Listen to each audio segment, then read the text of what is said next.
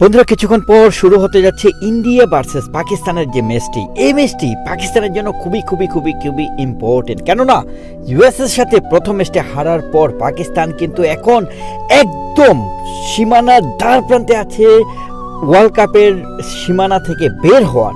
So বন্ধুরা, যারা তোমরা ভাবছো যে আজকের ম্যাচটি ইন্ডিয়া জিতবে এবং স্ট্যাটিস্টিক্স বলছে এবং বিভিন্ন সমীক্ষায় বলছে যে ইন্ডিয়া আজকে ম্যাচটি জিতবে, বাট আমার কাছে এই বিষয়ে একটু ডাউট আছে। দেখো, পাকিস্তানের জন্য এই ম্যাচটা হচ্ছে যে এতটা ইম্পর্টেন্ট যে পাকিস্তান আজকে জিততে হবে।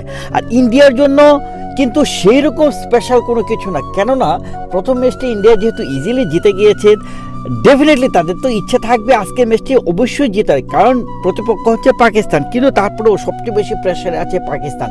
আর সেই মুহূর্তে তারা, আমার কাছে মনে হয় যে ডু অর ডাই সিচুয়েশনের থেকে ম্যাচটিকে যেভাবে দৃষ্টিকোণ থেকে দেখছে, যেভাবে পর্যবেক্ষণ করছে, যতটুকু এফোর্ট দেওয়ার একদম সর্বস্ব দিয়ে ট্রাই করবে। এবং পাকিস্তানের যে বোলিং লাইন আপ, সে বোলিং লাইন আপকে তুমি ফেলে দিতে পারবে না। যে পেসাররা 80% উইকেট নিচ্ছে এই গ্রাউন্ডে, যেখানে পাকিস্তান আছে মোহাম্মদ আমির, যেখানে আছে শাহিন শাহ আফ্রিদি, যেখানে আছে নাসিম শাহ, তুমি কিন্তু একদম ফেলে দেওয়ার সুযোগ নেই। আমি ডেফিনেটলি বলবো যে বুমরাকে বাদ দিয়ে যদি তুমি ইন্ডিয়ার বোলিং লাইন আপটা চিন্তা করো, সিরাজ, আসদীপ, তো ওদের তুলনায় আমার কাছে মনে হয় যে নাসিম শাহ, শাহিন শাহ আফ্রিদি, মোহাম্মদ আমির কিন্তু ব্রিলিয়ান্ট। যদি পাকিস্তান আজ টসে জিতে যায় তাহলে কিন্তু ইন্ডিয়ার জন্য খুবই খুবই খুবই ডিফিকাল্ট হবে।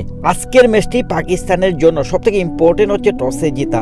এবং টসে জেতার পরে আমরা যেটা নর্মালি দেখছি যে বোলিং নিচ্ছে সব টিমই, কারণ হচ্ছে যে বোলিংয়ের যে সুইং থাকে, সেই সুইংটা যদি একটুও কাজে লাগাতে পারে তাহলে মোহাম্মদ আমির এবং শাহিন শাহ আফ্রিদি, এই দুজন কিন্তু ইন্ডিয়ার ব্যাটসম্যানদেরকে চরম বিপদে ফেলবে বলে আমি মনে করি। এবং এই ম্যাচটি আমার কাছে মনে হচ্ছে, আমার দৃষ্টিকোণ থেকে মনে হচ্ছে পাকিস্তান, যদিও সবাই বলছে যে পাকিস্তান পিছিয়ে আছে, আমি বলবো পাকিস্তান এই ম্যাচটিতে এগিয়ে থাকবে। পসিবিলিটি আমার কাছে বেশি মনে হচ্ছে পাকিস্তানের কাছে।